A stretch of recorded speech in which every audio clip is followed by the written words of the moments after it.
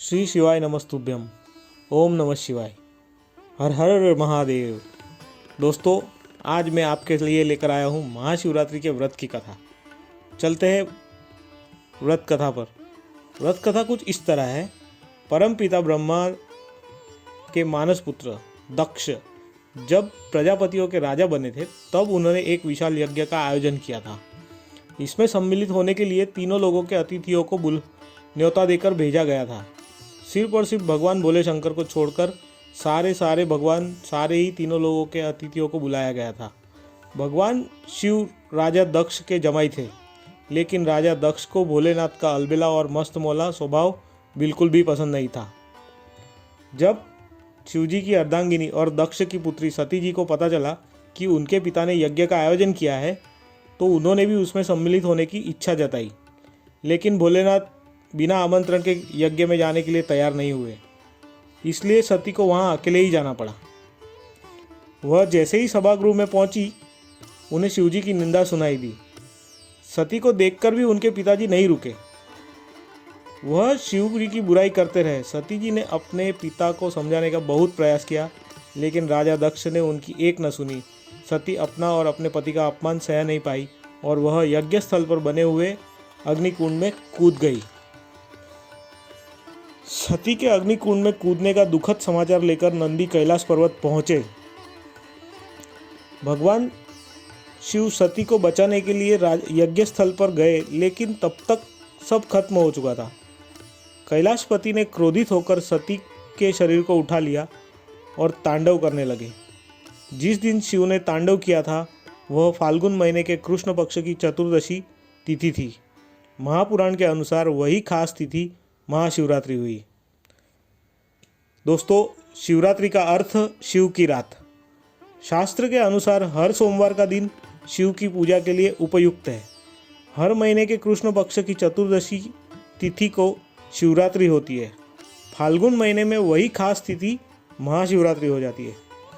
अब मैं आपको बताता हूँ कि महाशिवरात्रि के दिन देश के 12 ज्योतिर्लिंगों में शिव भक्तों का जमावड़ा लगता है। उनके नाम कुछ इस तरह है: सोमनाथ, मल्लिकार्जुन, महाकालेश्वर, ओमकारेश्वर, केदारनाथ, भीमाशंकर, विश्वेश्वर, त्र्यंबकेश्वर, वैद्यनाथ, नागेश्वर, रामेश्वर और कृष्णेश्वर। हिंदू शैव संप्रदाय वाले लोग यह सबसे बड़ा धार्मिक अनुष्ठान के रूप में मनाते हैं।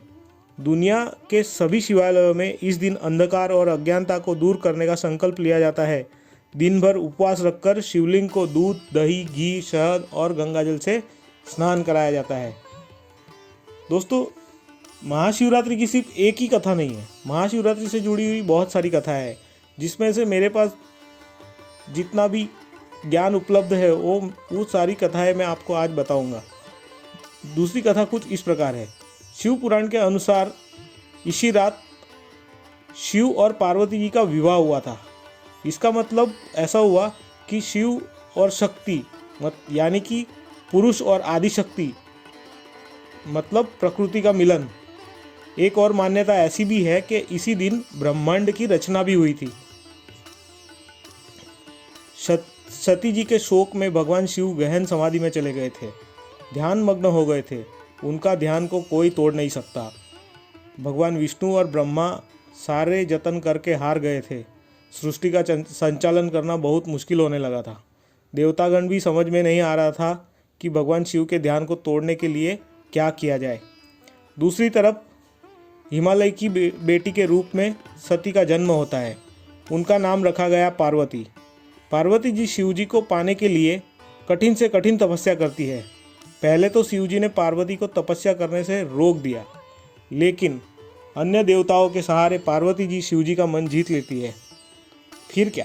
फिर तो एक विशाल समारोह में शिव जी और पार्वती जी का विवाह हुआ। उसी दिन भी फाल्गुन महीने के कृष्ण पक्ष की चतुर्दशी थी। इसलिए लड़कियां शिव के समान वर पाने के लिए इस दिन शिव की पूजा करती है। मध्यकालीन इतिहास से पता चलता है कि संसार की मंगल कामना के लिए लड़कियां, विवाहित और विधवाएं सभी स्त्रियां शिवरात्रि का व्रत करती है। इसका मतलब यह नहीं है कि शिवरात्रि सिर्फ स्त्रियों के लिए है। शिवरात्रि का पहला अनुष्ठान एक पुरुष ने ही किया था। वह कहानी भी स्वयं शिव जी ने बताई है। अब हम चलते हैं और एक नई कहानी की तरफ। शिव पुराण के अनुसार पुराने ज़माने में काशी यानी आज की जो वाराणसी है, वाराणसी जो शहर है, उस शहर में एक निर्दयी शिकारी रहता था। उसे धर्म कर्म से कुछ लेना देना नहीं था। उसका रोज का काम ही पशु हत्या करना था। एक दिन शिकार करने के लिए जंगल गया और रास्ता भटक गया। शाम गिर आई थी, अंधेरा हो गया था। जंगल के जीव जंतुओं से डरने लगा। उनसे डरकर वो एक पेड़ पर चढ़ गया। दिन भर कुछ खाने को नहीं मिला था। वहीं पर डाली पर बैठे बैठे वह पत्ते तोड़कर नीचे फेंकने लगा। वह बेल का पेड़ था। बेलपत्र का पेड़ के नीचे एक शिवलिंग बना था।